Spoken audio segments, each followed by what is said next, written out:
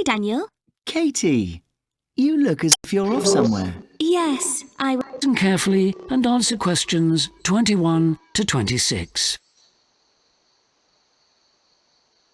Hi, Daniel. Katie, you look as if you're off somewhere. Yes, I was just heading out for a walk. Funny. I was just reading an article about some research that's been done on the effects of walking on creativity. Sounds interesting.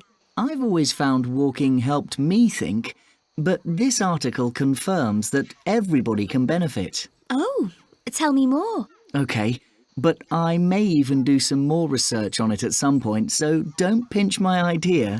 Promise. Well, in the experiments, the researchers tested participants' creativity by comparing how many ideas they thought of while they were walking, compared to while they were doing other activities. What, like listening to music? Nothing like that. But they did analyse the ideas participants came up with when sitting, both outdoors and inside. What I found surprising was that they didn't compare walking to other forms of exercise, like running, for example. Right. So what was the difference between the experiments? Well, in each one, the activities were put together in different ways. Several of the experiments specifically focused on the ability of participants to come up with new ideas. Then the final experiment was a control test of sorts. Oh, right.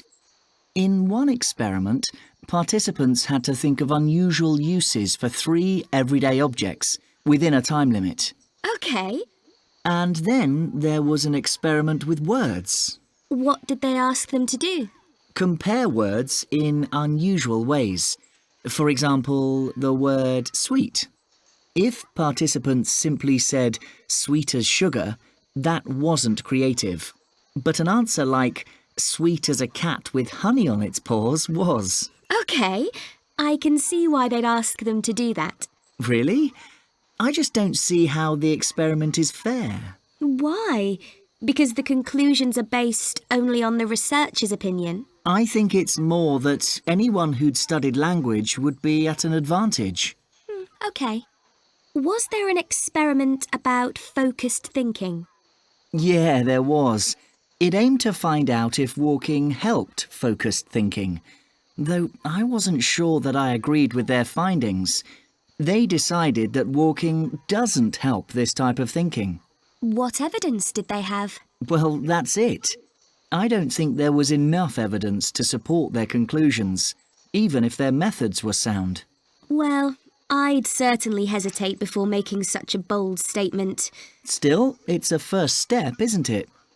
I suppose to move forward with this, they'll need to test other ways people keep fit, like swimming.